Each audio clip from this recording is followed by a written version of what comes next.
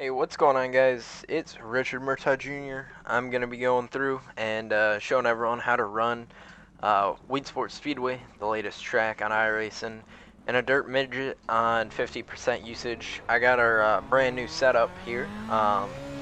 Right now, I only got 10 gallons in it, so I'm just going to go out here, run a couple laps, and show everyone my line. Alright, we're taking the green now. Gonna run a couple laps. So here we go.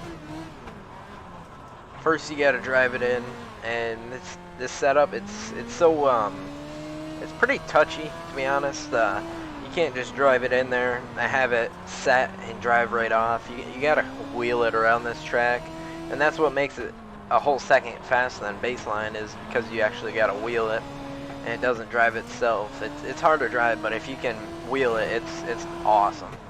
It has so much side bite in these setups, so pretty much you just gotta stay pinned right around the bottom, lift quite a bit, and you see my my gas and my brake bottom left, my lap times bottom right.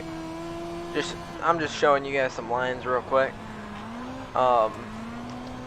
This track actually just came out yesterday, so I haven't had time to go and run any races, but I'm assuming it's right around the bottom like it is in real life, but we don't have midgets racing around our area here in New York. So, anyways, I was doing a lot of testing, and slider line wasn't too bad actually at all. On I think it's like 100% usage I was testing on.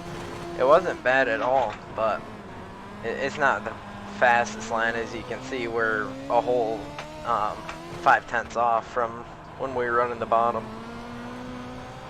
You just gotta keep it pinned right around the bottom, be easy on the gas pedal, on and off. If you're in the moisture on the backstretch on the bottom, you can hammer it right down, but if you're not, you gotta be easy on the throttle. And you always see me sliding in turn one. That's because if you don't set it in turn one properly, it just pushes. So rather drive it in deeper and then be able to arc the corner like I do through 3 and 4.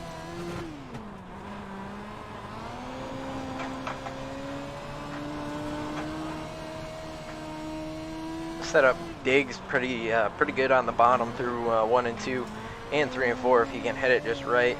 As you can see, we just ran a 15.979. That was on technically 8 gallons there, so and on 60% track usage. Pretty much that's about it. Thank you guys for watching.